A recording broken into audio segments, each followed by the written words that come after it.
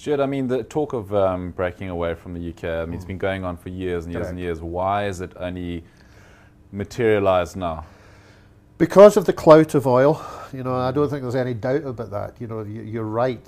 Since the late 60s, since oil was discovered, the figures have proven that Scotland could be a self-sustaining nation just on that alone.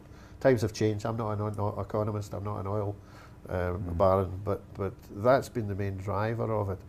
My sense, though, Nick, is that a lot of Scots will hate me for saying this.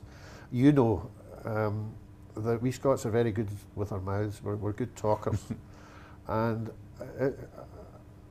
many years ago, in the 80s, it looked as if the Scottish nationalists were going to wipe the board in the UK election, which would give it huge impetus. In fact, I know that's the case now, to a yes vote.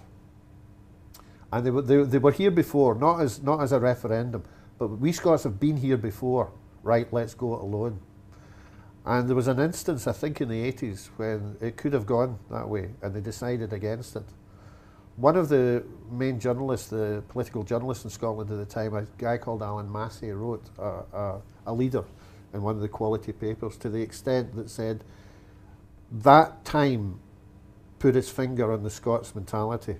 We're great at talking, we're great at, you won't know what I'm saying here, the Scots toast, which is, here's to us, was like us, damn few and they're all deed, which basically means there's nobody else that can touch us. But when it came to the bit about putting their money where their mouth is, they backed off. I have a feeling that will happen this time.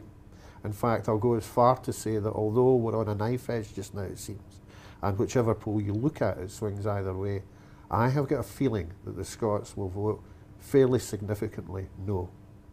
You know, I'm glad I'm not a gambling man, you know, because I wouldn't want to lose money at it. But in my sense is that when it comes to the bit of putting the X or the tick, they'll put the X. And Stuart, is that in spite of these pre-referendum surveys that have shown it very much a 50-50, the most recent one showing 54% in favour of yes? Like I say, we've been here before, you know, and all you're asking for is my opinion. You know, I don't have the stats.